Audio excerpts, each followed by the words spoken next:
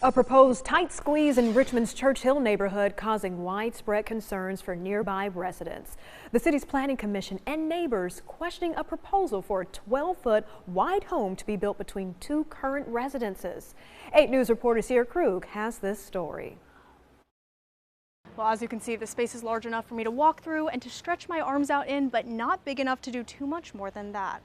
That's part of why surrounding neighbors are so worried and confused about the idea of an entire home going up right here. Church Hill neighbors live, walk, and play along these streets. Now, efforts to bring more affordable housing units to the historic neighborhood could make the tight-knit community tighter than desired for some residents like Bradley Earl. We were a little stunned by it just because of how small it really is. At a recent planning commission meeting, developers outlined a proposal for a 12-foot wide home to be squeezed in right between these existing buildings on Q Street. Neighbors on the block launched a petition rejecting this plan. It would be a huge disruption to ourselves and our neighbors to even begin construction on this small of a property. They also fear the lot, initially zoned to be part of a duplex rather than a standalone single home, could spark safety concerns. Earl hopes the developers, Maggie Walker Community Land Trust, will be allowed to sell the space to residents, and those funds could be used for shaping up already constructed, larger lots more suited for the small neighborhood. I know that there's a need for housing. We don't dispute that. There are other homes here that are dilapidated and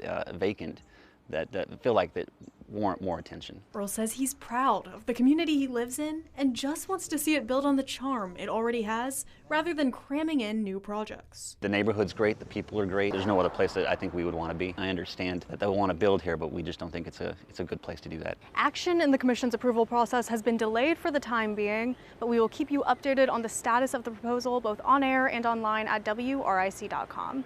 In Richmond, Sierra Krug, 8 News.